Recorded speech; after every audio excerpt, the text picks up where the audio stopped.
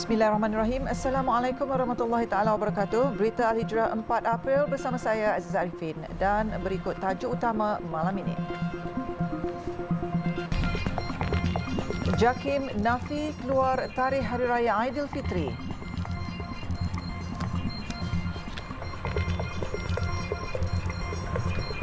Juga 12,800 doktor kontrak akan diserap dalam tempoh 3 tahun.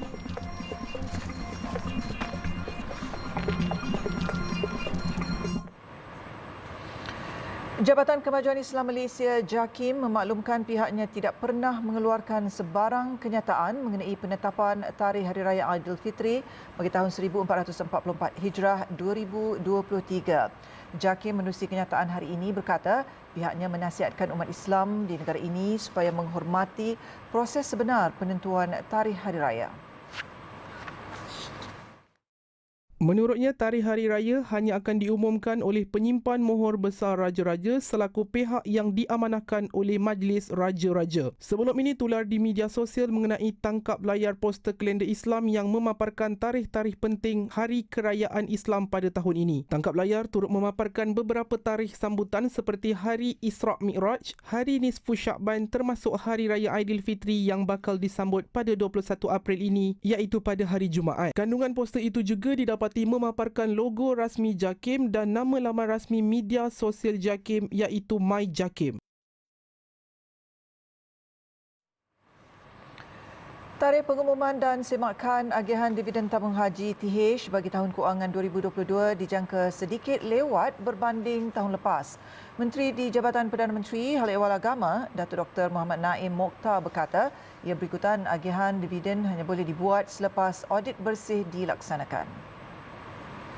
Dalam masa terdekat ni insya-Allah kita akan sebab tuan dia agak lewat sikit sebab laporan daripada RCI memerlukan kepada tabung haji untuk mengumumkan agihan dividen iaitu setelah audit bersih dibuat. Itu kedudukan dia ambil masa sikitlah tabung haji untuk buat pengumuman tersebut banding tahun lepas. Beliau berkata demikian pada sesi penggulungan perbahasan rang Undang-Undang Perbekalan 2023 Belanjawan 2023 di Dewan Negara siang tadi. Ia bagi menjawab celahan Senator Muhammad Apandi Muhammad yang ingin mengetahui tarikh pengumuman dividen TH tahun ini. Pada tahun lalu pengumuman berhubung perkara itu dilakukan pada 24 Februari 2022. Bakal jemaah haji perlu memuat turun aplikasi Saudi Visa Bio di telefon pintar masing-masing bagi tujuan permohonan visa haji pada tahun ini. Ia susulan penguatkuasaan oleh Kerajaan Arab Saudi. Pengarah Eksekutif Haji Tabung Haji TH, Datuk Seri Said Saleh Said Abdul Rahman dalam satu kenyataan berkata, aplikasi berkenaan boleh dimuat turun menerusi Google Play Store atau Apple App Store. Beliau berkata aplikasi itu merupakan inovasi baharu diperkenalkan Kerajaan Arab Saudi pada musim haji tahun ini bertujuan memudahkan permohonan visa selain memendekkan tempoh prosedur kemasukan bakal haji ke Tanah Suci melalui Jeddah dan Madinah. Permohonan visa melalui aplikasi itu merangkumi 4 proses mudah iaitu melengkapkan alamat email, memuat naik imbasan muka surat butiran peribadi dalam pasport Malaysia, imbasan muka dan imbasan 10 jari biometrik. Bakal haji akan menerima email pengesahan pendaftaran daripada Kementerian Luar Arab Saudi apabila maklumat peribadi telah berjaya dimuat naik ke dalam aplikasi tersebut melalui email yang didaftarkan. Bakal haji juga diingatkan untuk terus menyerahkan pasport mereka kepada tabung haji TH setelah mendapat pengesahan ini bagi TH memproses visa haji bakal haji berkenaan. Malaysia merupakan antara 8 negara terawal di dunia selain Indonesia, Bangladesh, Pakistan, Kuwait, United Kingdom, Tunisia dan Morocco yang dipilih untuk projek perintis itu mengambil kira reputasi Malaysia sebagai antara pengendali haji terbaik dunia yang telah menerima pelbagai pengiktirafan antarabangsa dan kemudahan daripada Kerajaan Arab Saudi.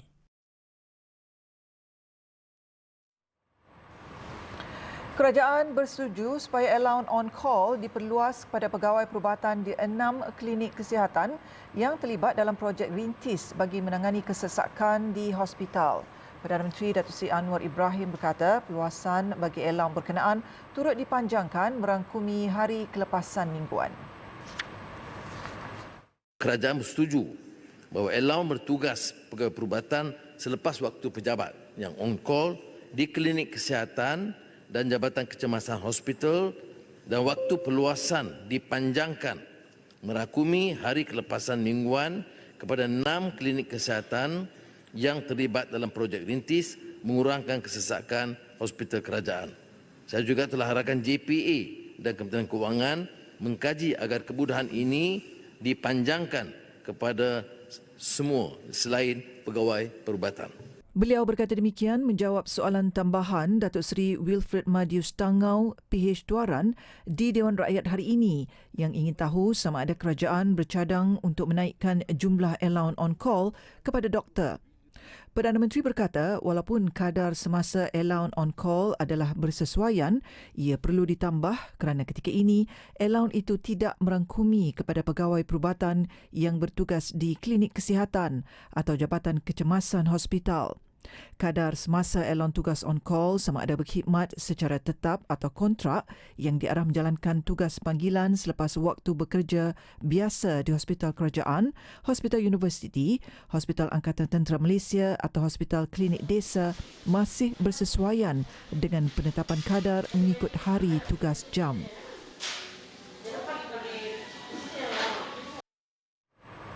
Sementara itu mengulas mengenai isu penyerapan doktor kontrak dalam perkhidmatan awam, Datuk Seri Anwar berkata kerajaan menjangkakan seramai 12,800 daripada 20,330 doktor lantikan kontrak akan diserap dalam tempoh 3 tahun. Untuk tahun ini kita selesaikan semua, kita tak mampu. Jadi apa yang dilakukan oleh kerajaan adalah untuk menambah 1.7 bilion ringgit daripada penambahan 3 bilion ringgit emolumen untuk 2023. Jadi kita jangkakan kalau ini dapat dilakukan dalam tempoh 3 tahun, maknanya kita dapat menyerap 12,800 orang doktor kontrak yang ada sekarang dalam tempoh 3 tahun, kerana tahun ini kita menyerap 4,300 sekaligus. Tahun ini sahaja 4,300 orang. Tambahnya, jumlah 1.7 bilion itu merangkumi peruntukan tambahan bagi keperluan pegawai kontrak serta pelantikan ke jawatan tetap yang diserap daripada pegawai kontrak. Beliau berkata demikian bagi menjawab soalan asal Datuk Seri Wilfred Madius Tangau yang ingin tahu jumlah keseluruhan pegawai perubatan secara lantikan kontrak dalam perkhidmatan awam dan implikasi keuangan yang terlibat sekiranya semua anggota kesihatan berkenaan diserap masuk dan seterusnya dilantik secara tetap.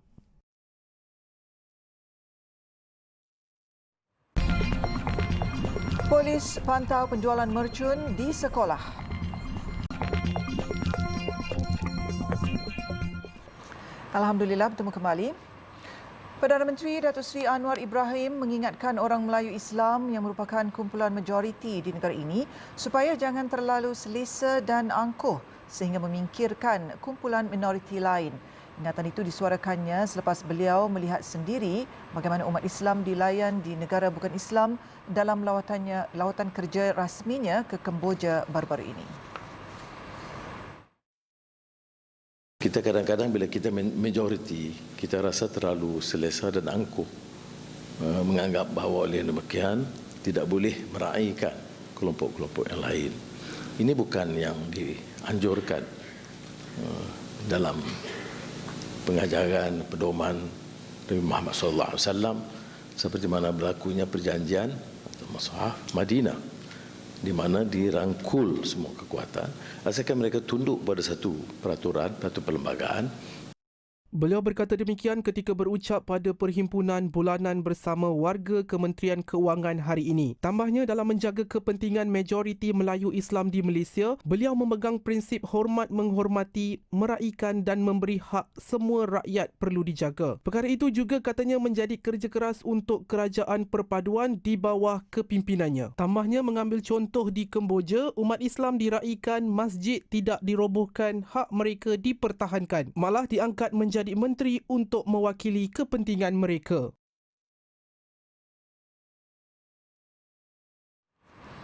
Polis Terengganu memantau penjualan mercun dan bunga api di sekolah bagi mengelak insiden tidak diingini seperti kebakaran, kecederaan atau kehilangan nyawa berlaku. Bagaimanapun, Ketua Polis Negeri Datuk Rohaimi Muhammad Isa berkata, setakat ini pihaknya tidak menerima sebarang maklumat mengenai aktiviti berkenaan di sekolah. Datuk Rohaimi berkata, setakat ini belum ada kes berkenaan. Namun, ia tetap dalam perhatian kerana bimbang jika dibawa ke sekolah sama ada untuk dijual ataupun bermain dan ia adalah salah.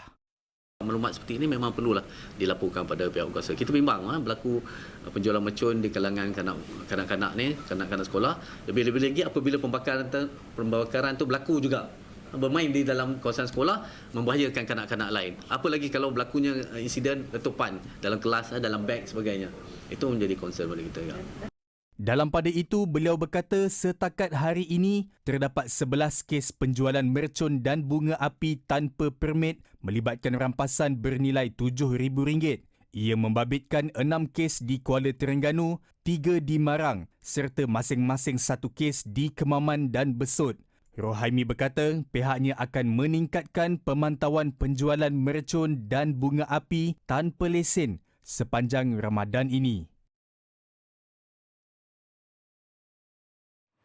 Di Selangor, polis merampas 627 kotak berisi pelbagai jenis mercun yang dianggarkan bernilai RM1.67 juta. Ia menerusi serbuan di sebuah stor di Jalan Sungai Klang Baru, Banting petang semalam. Ketua Polis Daerah Kuala Langat, Superintendent Ahmad Ridwan Muhammad Noor Elayas Saleh berkata, 4 lelaki tempatan berusia 19 hingga 39 tahun turut ditahan dalam serbuan itu. Sebelum itu, katanya, polis bertindak mengekori sebuah lori yang dipercayai membawa muatan mercun dari Klang ke stor berkenaan sebelum serbuan dilakukan kira-kira jam 6 petang. Ketika tangkapan, keempat-empat lelaki tempatan itu sedang leka memunggah kotak mercun dari sebuah lori ke dalam gudang. Beliau berkata siasatan awal mendapati tempat penyimpanan yang diserbu itu belum mendapat sebarang kebenaran daripada pihak berkuasa dan dipercayai beroperasi sejak Januari lalu. Katanya, semakan rekod jenayah mendapati kesemua yang ditahan tidak mempunyai sebarang rekod jenayah lampau dan kini dalam tahanan reman polis. Kes disiasat mengikut Seksyen 8 Akta Bahal Letupan 1957 yang memperuntukkan hukuman penjara sehingga 7 tahun atau denda RM100,000 atau kedua-duanya sekali. Kira-kira 30 anak yatim berusia antara 7 hingga 13 tahun dari sekitar Pokok Sena menerima sumbangan masing-masing pakaian raya oleh Maidin Muhammad Holdings Berhad Maidin.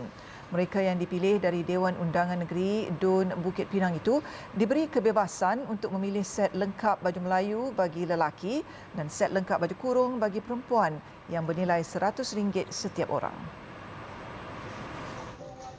Muhammad Amar Muhammad Nur Faisal, 13 tahun berkata dia sangat gembira kerana dapat membeli baju Melayu baharu sedondon berwarna merah bersama 2 adik kembarnya iaitu Muhammad Amzar dan Muhammad Amsyar yang berusia 12 tahun. Menurut anak sulung dari 4 beradik ini, kebiasaannya mereka sekeluarga memang memakai pakaian sedondon setiap kali Aidilfitri. Namun, sejak bapanya meninggal dunia pada 2020 akibat kemalangan, sambutan raya sudah tidak sama lagi. Muhammad Amar yang merupakan orang kurang upaya OKU pada kedua-dua bahagian tangannya berkata, sumbangan baju raya baharu itu dapat membantu menjimatkan kos perbelanjaan keluarganya. Anak Beli apa tadi? samping dengan baju raya. So raya ni boleh pakai baju baru sampai baru lah. Terima kasih Maidin Datuk bagi sumbangan baju raya. Turut teruja seorang lagi anak yatim, Muhammad Ismaidi Muhammad Yusri, 13 tahun, sebaik dapat memilih baju raya sendiri. Menurut pelajar Tingkatan 1 Sekolah Menengah Pokok Sena, suasana sambutan hari raya mereka 3 beradik disambut sederhana selepas ibu mereka meninggal 2 tahun lalu akibat COVID-19. beli baju raya, songkok, sampin pun semua tu. Terima kasih kepada pihak Maidin yang telah berikan saya sumbangan. Dan anak yatim semua tu, dan terima kasih kepada Datuk. Sementara itu, Pengurus Besar Maidin Wilayah Utara Azmin Sadruddin berkata, sepanjang Ramadan tahun ini, pihaknya memang menyediakan peruntukan kepada 500 penerima dari 7 cawangan yang berada di bawah wilayah itu. So 500 kali RM150. Satu set baju tu dari songkok, baju, samping, kasut RM150 seorang. Ada yang kata kita tak perlukan pakaian, kita perlukan barangan asas, so kita ada combo kasih sayang, kita ada combo Ramadan. Yang tu RM50 satu kotak. Kita juga sediakan juga. Turut hadir pada majlis itu ialah Pengarah Maidin Wilayah Utara Datuk Dr. Sadruddin Gulam Husin dan Exco Negeri Datuk Wan Romani Wan Salin yang juga ahli Dewan Undangan Negeri Adun Bukit Pinang. Nak yatim rasa happy dah. Sebab kita tengok ni setengah-setengah first time mata dia tak dah main Maidin. Tapi bila bagi sumbangan kita jemput dia mai sini, dia baru rasa seronok lah.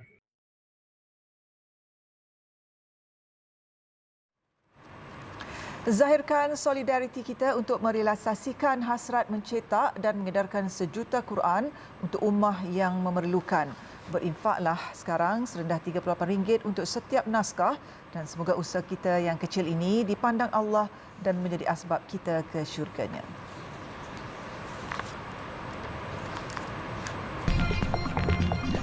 Kereta api laju tergelincir dari landasan.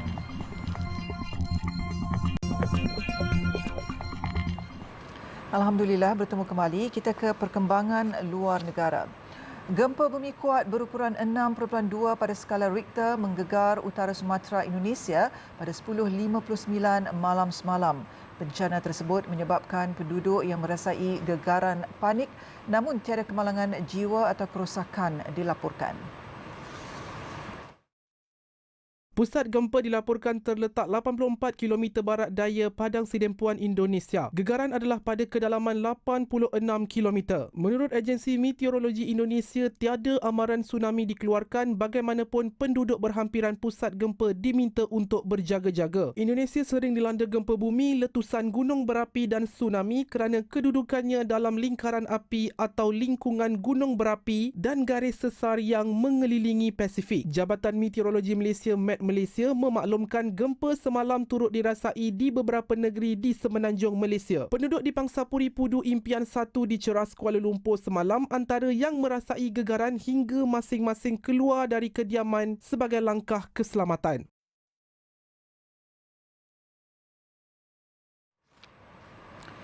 Sebuah kereta api laju di Belanda tergelincir selepas melanggar peralatan pembinaan di landasan. Kejadian pada awal pagi Selasa itu menyebabkan sekurang-kurangnya seorang penumpang maut manakala 30 lagi cedera. Difahamkan mangsa yang cedera ada yang berada dalam keadaan parah dan sedang dirawat di hospital. Nahas berlaku di sebuah perkampungan antara The Hague dan Amsterdam. Berdasarkan siasatan awal, gerabak hadapan kereta api tersebut terbalik selepas tergelincir sebelum sebuah gerabak di belakang terbakar. Penumpang yang terselamat memaklumkan mereka terkejut mendengar bunyi pelanggaran yang kuat sebelum lampu gerabak terpadam. Selain itu, sebelum diselamatkan, penumpang terselamat berkata mereka tidak dapat keluar dari gerabak kerana pintu tidak boleh dibuka akibat tiada bekalan elektrik. Ketika kejadian, kereta api laju tersebut membawa 60 penumpang.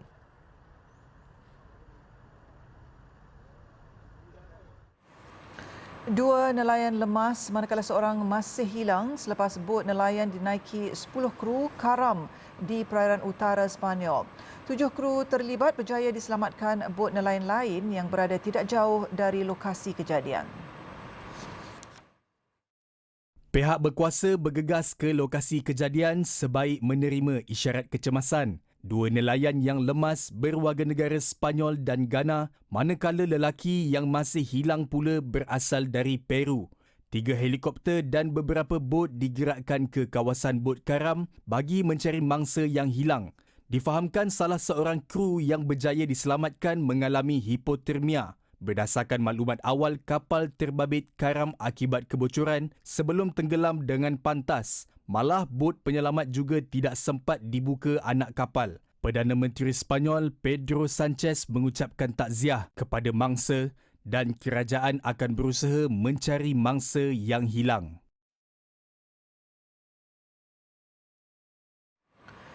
Ratusan penduduk di Seoul, Korea dipindahkan akibat kebakaran hutan di Gunung Inwangsan di Korea Selatan. Kebakaran yang berlaku pada Ahad sekitar jam 11.53 pagi waktu tempatan itu telah memusnahkan kawasan hutan seluas 30 padang bola sepak. Tiada kemalangan jiwa dilaporkan, namun penghuni di 120 rumah di kawasan yang padat dengan penduduk itu terpaksa dipindahkan untuk keselamatan. Gunung Inwangsan merupakan kawasan yang popular di Seoul. Menurut pihak berkuasa, api berjaya dikawal kira-kira jam 5 petang pada hari sama. Lebih 500 anggota bersama 85 kenderaan penyelamat serta 15 helikopter dikerah ke lokasi kejadian. Rakaman video memaparkan pasukan bomba turut menggunakan pesawat bagi menggugurkan air dari udara ke kawasan kebakaran. Presiden Korea Selatan Yoon Suk Yeol sebelum itu turut mengarahkan pasukan bomba dan pihak berkuasa hutan untuk menggunakan semua sumber yang ada bagi memastikan kebakaran tidak merebak. Punca kebakaran masih disiasat.